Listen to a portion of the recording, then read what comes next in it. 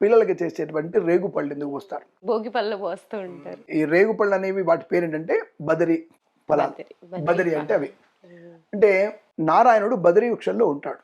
అంటే రేగు చెట్టులో నారాయణుడు ఉంటాడు. అందుకే బదరిక వనము, కొన్ని ప్రాంతాలు మనకి బదరిక వనం ఉంటుంది. అంటే రేగుపళ్ళ తోట మన లెక్కల ప్రకారంగా రేగు తోట అని చెప్పుకోవచ్చు.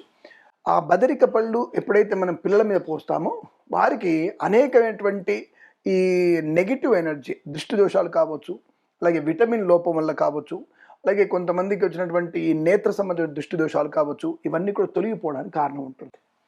ఇక్కడ అర్థం కాలేదండి, మీరు చెప్పేదానికి సైంటిఫిక్ రీజన్ లేదండి. నేను ఇంకా అదే అడగబోతున్నా గురుజీ, సైన్స్ కి విటమిన్ లోపంకి అసలు ఎలా అసలు? ఇక్కడ చిన్నపిల్లలు మనం చేసేటువంటి ఒక ప్రక్రియ, మనకి జరుగుతున్నటువంటి ఒక వేడుకని చిన్నపిల్లలు అంటే 5 ఏళ్ళ లోపు అందరూ అనుకోండి, వాళ్ళు ఏం చేస్తారు, పైనుంచి పడేటువంటి ఆ రేగుపళ్ళన్నీ కూడా టకటక తీసుకొని నోట్లో పెట్టేసుకుంటారు. నోట్లో పెట్టుకొని గింజలతో మింగేస్తాడు. వాడు పుల్ల ఉందనుకో ఇంకోటి బంధు ఇంకోటి తింటుంటాడు వాడు. అంటే వాడు తెలియకుండా 4-5 వేసుకొని తింటూ ఉంటాడు. చాలు, అది సి విటమిన్ ఫుల్గా వచ్చేస్తుంది వాడికి. అంటే ఈ కాలం మారుతున్నటువంటి కాలానికి సి విటమిన్ ఎక్కువ కావాలి.